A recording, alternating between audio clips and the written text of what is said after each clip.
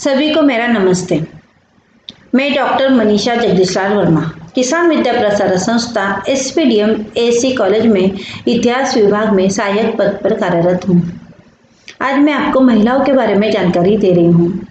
प्राचीन मध्ययुगीन काल में अनेक कर्तव्यगार महिलाएं हो चुकी है, पर उनकी पाठ्यक्रम में पर्याप्त जानकारी नहीं मिलती है। मध्ययुगीन काल में भी अनेक कर्तव्यगार महिलाएं हैं, पर मैं आपको भारत में मुगल कालीन राज परिवार की प्रसिद्ध महिलाओं के बारे में जानकारी दे रही हूँ। सभी को पता है कि मुगल बादशाह की बेगम तथा शहजादियों ने राजकीय, सामाजिक, धार्मिक, आर्थिक, शैक्षणिक तथा सांस्कृतिक क्षेत्रों में अपनी महत्वपूर्ण भूमिका निभाई है। तो मैं सर्वप्रथम आपको मुगल संस्थापक बादशाह बाबर कालीन प्रसिद्ध महिलाओं के बारे में जानकारी दे रही हूँ। मोहम्मद बाबर तैमूर-ए-लंग तथा चंगेज खान का वंशज था। शेख उमर शेख मिर्जा तथा कुतुब निगार खानम का वीर पुत्र था। बाबर ने कुतुब निगार खानम से वीरता तथा संघर्ष का गुण प्राप्त किया था। कुतुब निगार खानम बाबर के साथ सदैव युद्धों में साथ रही है, जिससे बाबर को हमेशा प्रोत्साहन मिलता रहा है। बाबर ने प्रथमतः औरतों के प्रति सम्मान देने की परंपरा की नींव रखी।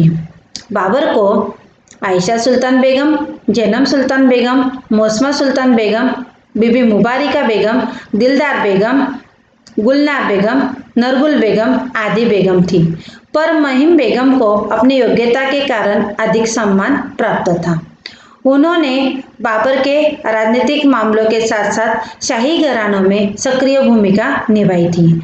वह बुद्धिमान महिला होकर दिल्ली दरबार में बाबर के तख्त के समीप बैठती थी। बाबर को फखरुन्निसा बेगम, गुलबदन बेगम, गुलरुख बेगम आदि शहजादी थी। इनमें गुलबदन बेगम यह मुस्लिम महिलाओं में सबसे शिक्षित महिला थी। उन्होंने हुमायूं नामा की रचना कर वह प्रथम महिला इतिहासकार बनी। वह फारसी और तुर्की की अच्छी ज्ञाता थी। बाबर की दूसरी पुत्री गुलरुख बेगम भी एक अच्छी कवियत्री थी। बादशाह हुमायूं कालीन प्रसिद्ध महिलाएं।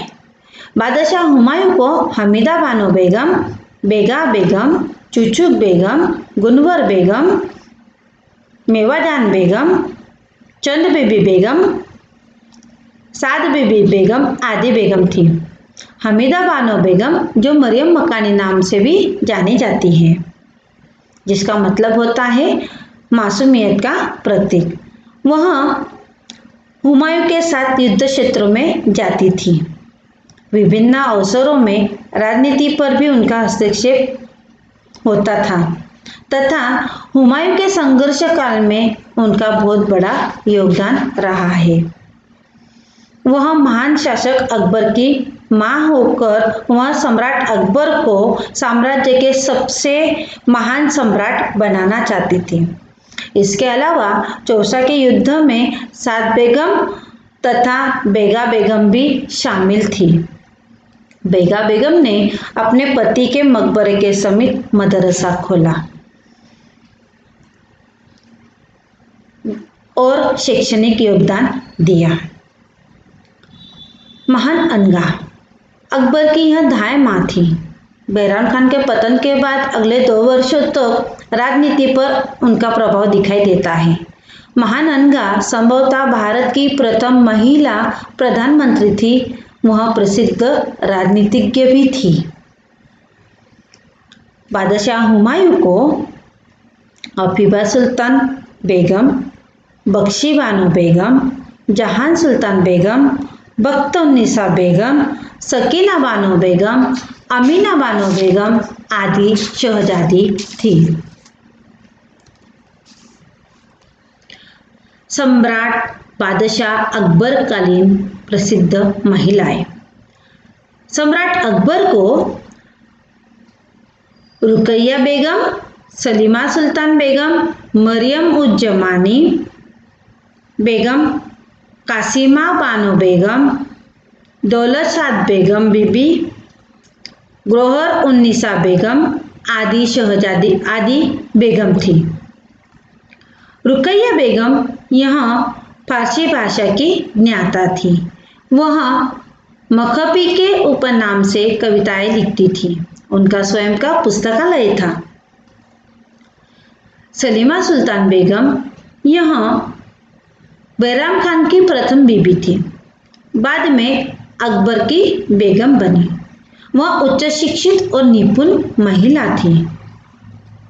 अकबर की राजनीति पर भी उनका गहरा प्रभाव हमें दिखाई देता है। वह भारतीय ज्योतिषियों पर भी विश्वास करती थी।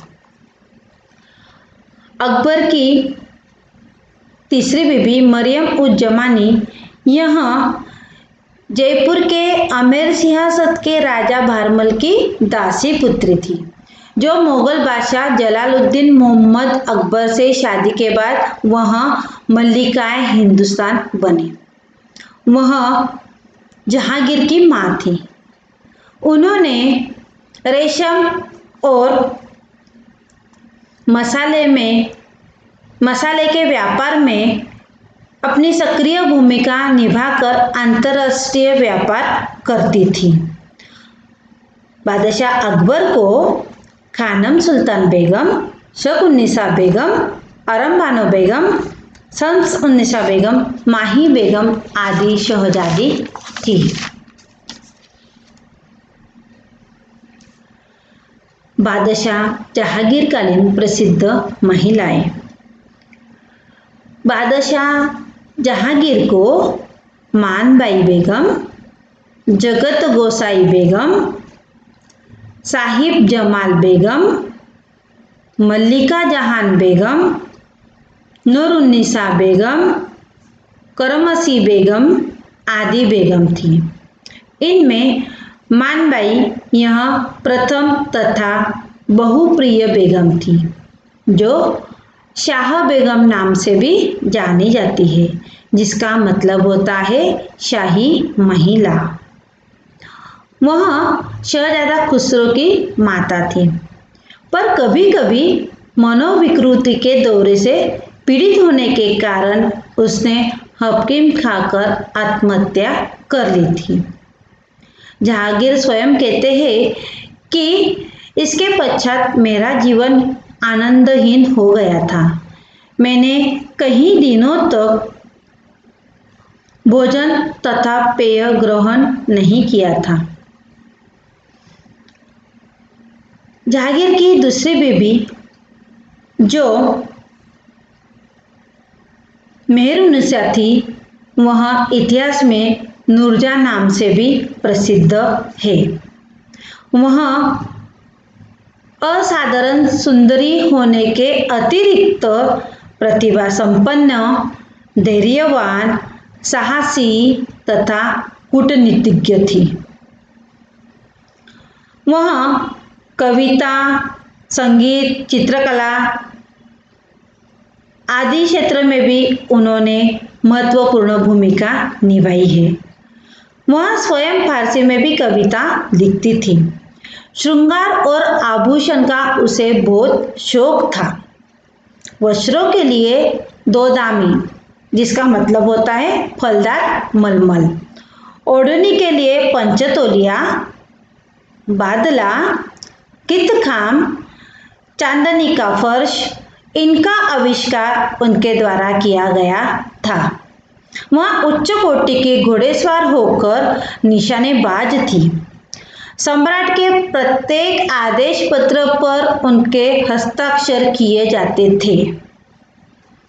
वह सम्राट जहांगीर के साथ झरोका दर्शन में भी शामिल होती थी। उनके नाम के सिक्के भी जारी किए गए थे। उसने कई निर्धन लड़कियों के विवाह करवाए और कई विद्वानों को आश्रय प्रदान किया था। उन्होंने वास्तुकला में पुत्रादुरा नामक डिजाइन का निर्माण किया। उन्होंने एतमादुल्ला का मकबरा बनवाया। महान इतिहासकार पर्सी बाउन कहते हैं कि मुगल वास्तु की पूरी श्रृंखला में इसके जैसा कोई भवन नहीं है। नूरजहां ने भी खुद का मकबरा भी डिजाइन किया था। नूरजहां में अनेक गुण संपन्न होने के बावजूद वह अत्यंत महत्वाकांक्षी स्त्री थी। वह 15 वर्ष तक राजनीति पर उनका प्रभाव था। जहांगीर को प्रभाव था तथा उन्होंने राजनीतिक में अपना महत्वपूर्ण योगदान किया था। इसके अलावा जहांगीर को सुल्तान बहार बानो बेगम, सुल्तान उन्निसा बेगम, दौलत उन्निसा बेगम आदि शहजादी थी। आगे मैं आपको बादशाह शाहजहां कालीन प्रसिद्ध महिलाओं के बारे में बताती हूँ।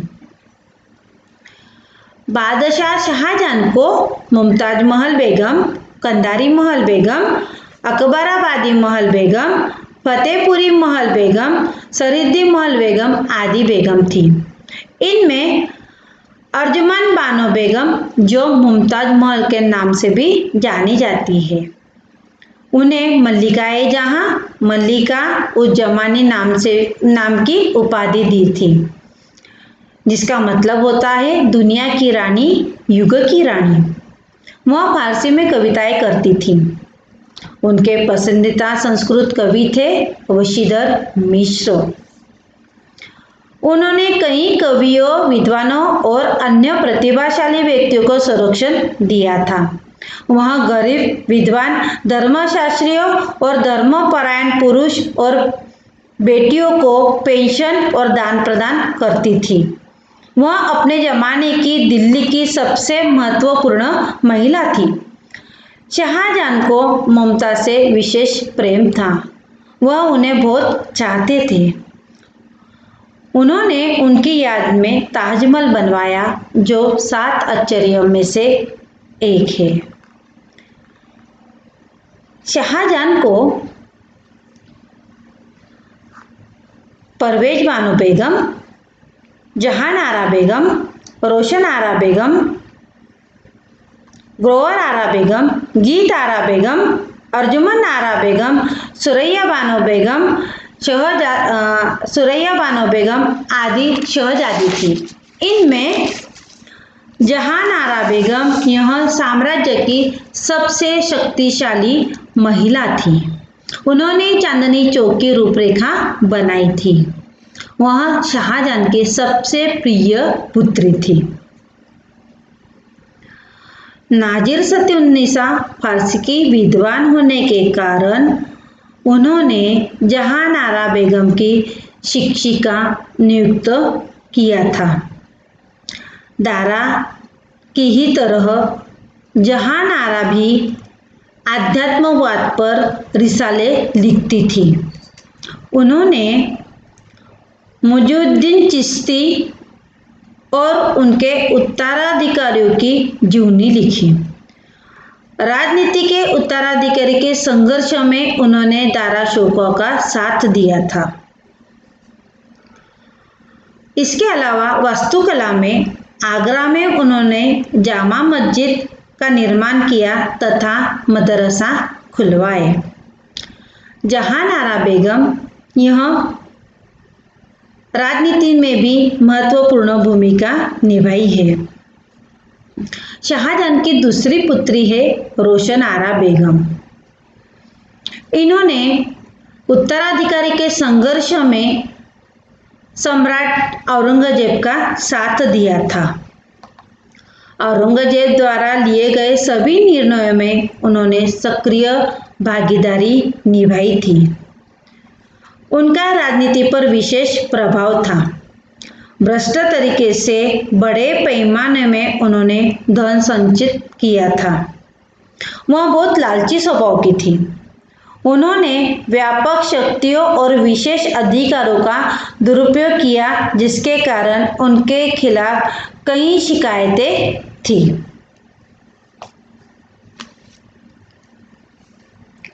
बादशाह औरंगजेबकालीन प्रसिद्ध महिलाएं। बादशाह औरंगजेब को दिलरस बानो बेगम, नवाबबाई, औरंगाबादी महल, उदयपुरी महल, हीराबाई आदि बेगम थी। इनमें दिलरस बानो बेगम को राबिया उद दुरानी नाम से भी जाना जाता है। उन्होंने औरंगाबाद में उनकी याद में बीबी का मकबरा बनवाया। मुगल दरबार में उनका सर्वोच्च स्थान था, पर राजनीति तथा प्रशासकीय मामलों में उन्होंने भाग नहीं लिया क्योंकि वह औरंगजेब को पसंद नहीं था। नवाबबाई, शादी के बाद वह रहमत उन निसा के नाम से जानी जाती थी। उन्होंने फरदापुर में एक सराय का निर्माण किया तथा औरंगाबाद में उपनगर बैजापुरी की भी स्थापना की थी। अगली बेगम औरंगाबादी महल। फारसी में इसका अर्थ है सिंहासन की समृद्धि। वह बीजापुर की थी, पर जब बीजापुर में प्लेग महामारी फैली थी तब वह उसकी शिकार हो गई थी। उनका देहांत वहीं हो गया था। तब उनका मकबरा वहीं बनाया गया जो औरंगाबादी महल मकबरा नाम से जाना जाता है। औरंगजेब को उदयपुरी महल यह बेगम थी। वह गुलाम की लड़की थी। औरंगजेब उसे बहुत चाहते थे। हीराबाई यह बेगम थी। उसे जैनाबादी महल नाम से भी जाना जाता है। वह रूप सुंदरी थी तथा संगीत की गहरी समझ के लिए भी जानी जाती थी। वह उस समय की संगीत से संबंधित सारी पुस्तकें पढ़ चुकी थी। औरंगजेब को जैबुन्निसा बेगम, जीनतुन्निसा बेगम,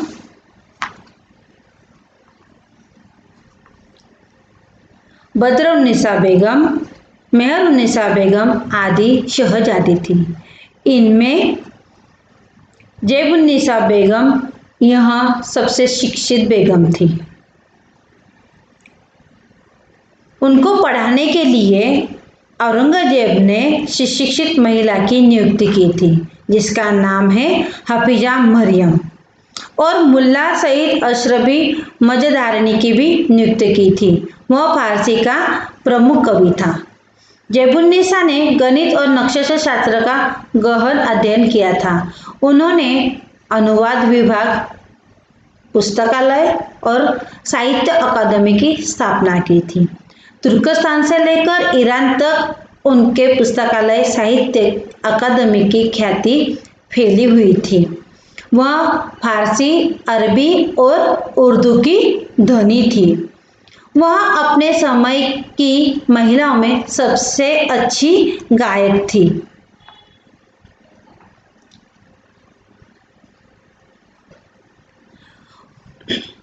वह लेखन कला में भी प्रवीण थी और शिकस्त, नस्तलिक और नस्त शैलियों में लिख सकती थी।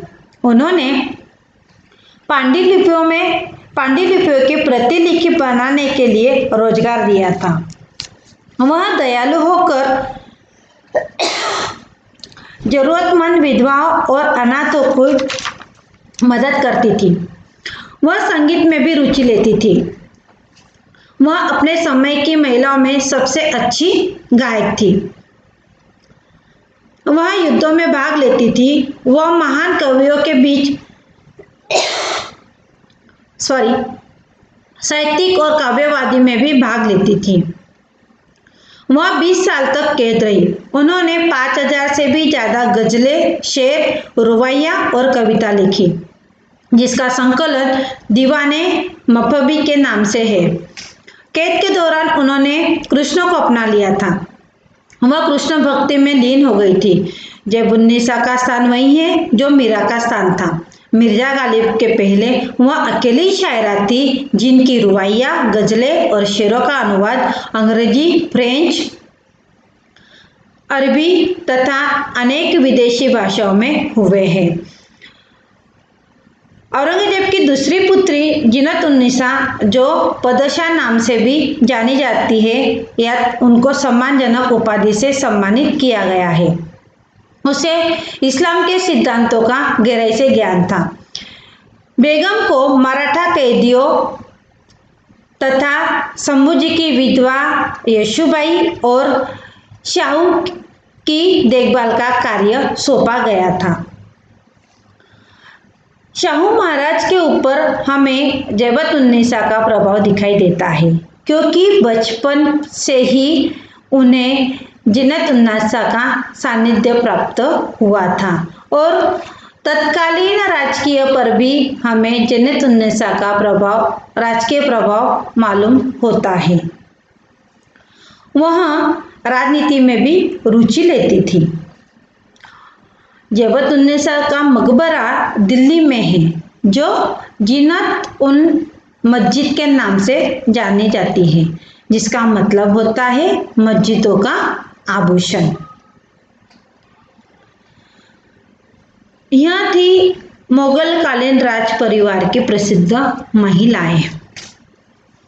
मैं इस निष्कर्ष पर पहुंची हूँ कि मुगल कालीन राजकालीन प्रसिद्ध महिलाओं को विविध उपाधियों से सम्मानित किया जाता था, जैसे कि मरियम मकानी, मरियम उज जमानी, नूर महल, नूरजहां, शाह बेगम, मुमताज महल आदि।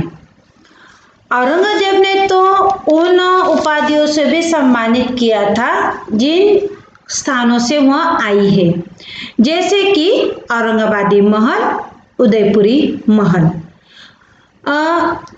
हमें यह भी दिखाई देता है कि बेगम ने पर्दे के पीछे या पर्दे के अंदर रहकर भी राजनीति पर अपना प्रभाव निर्माण किया है। सिर्फ राजनीति ही नहीं, तो उन्होंने अनेक क्षेत्रों में अपना योगदान दिया है। शहजादियों के बारे में कहा जाए तो मुझे ऐसा लगता है कि अनेक शहजादियों ने शादी नहीं की है। वह विवाह किए बिना आजीवन अपना जीवन गुजार सकती थी। इसके दो कारण हो सकते हैं।